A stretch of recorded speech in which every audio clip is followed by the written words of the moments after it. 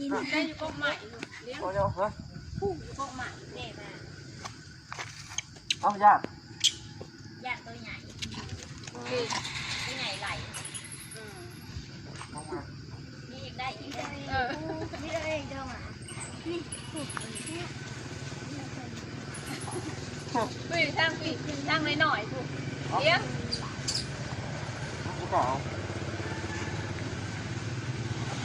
ผู้มากเลยช่าง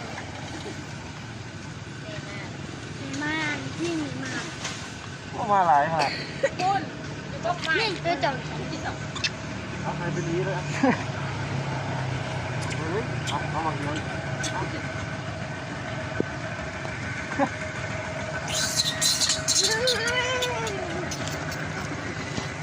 โอ้ขนาดใหญ่ลูกคนทางนั้นวางอิ่มแล้วเอาเองซองได้ซองเอาอยากได้ซองได้เอง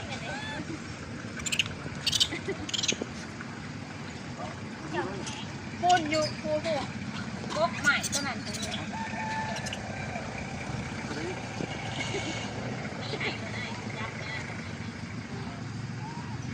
พูดลังมากแต่พวกใหม่มันออกไปหาที่หมักให้ปุ๊บแต่เรียนหนีเนาะแม่หนีออกไปบ่ปุ๊บไม่นอนกูแล้วช่วยจริงหน่อย8-9 โมงทิ้งเขามา6อยู่เนาะ8-9 โมงแล้วก็ตอนนั้น3 โมง 4 โมงมาละ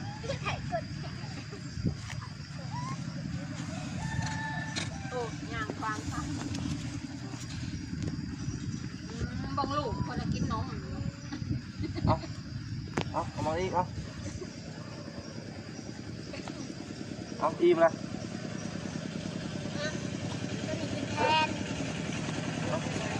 เอาเลยเอา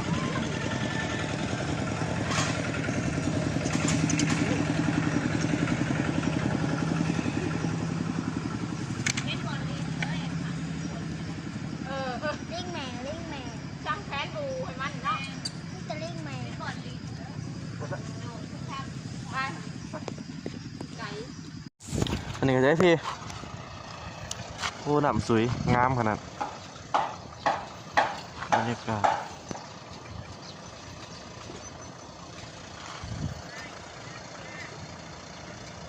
กว้างสุดหูสุดตาเลยเป็นโอ้ลูกพี่ไปได้พี่ชลวันเหรอมาส่งหอแถวนี่แหละ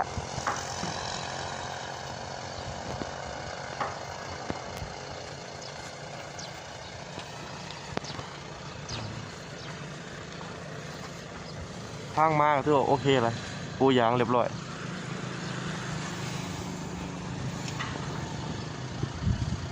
หาชื่อแม่ของสิน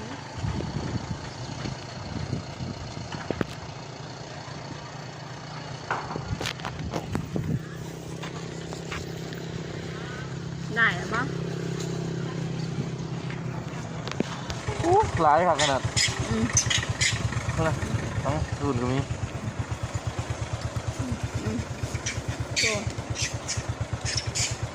พวกน่าใหญ่มากเลยทำแดงโตๆเห็นหรอแม่พวกน่าใหญ่อยู่นี่โอ้ตัวหลดเลย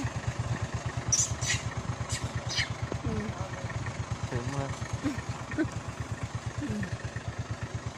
ที่ไปตรงทางยังมีอยู่นี่ไหมมีจะมาถ่าย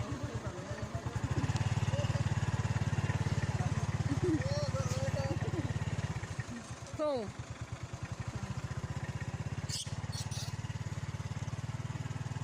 มันหนูแผ่ตัวใหญ่ตัวนี้มาครับนี่เป็นงูลิ้นใหญ่เลย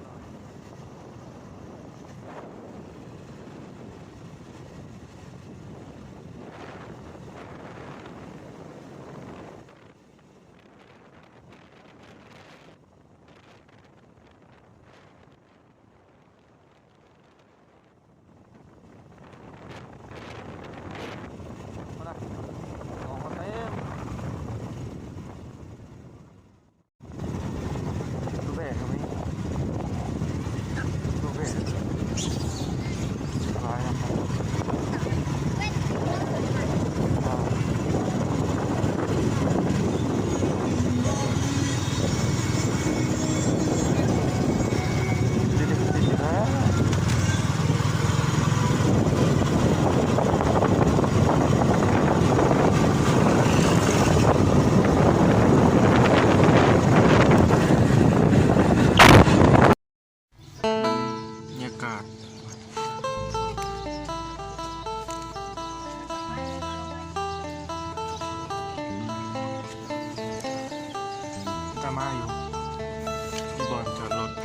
างมากอะ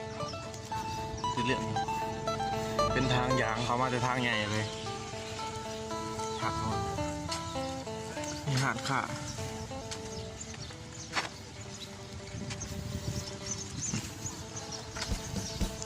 เป็นบนท่องเที่ยวบนหนึ่งเขาแค่ก็นักกิน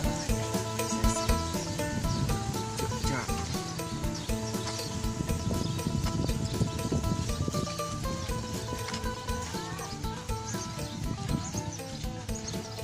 โซนนี้คนบ่อยหลาย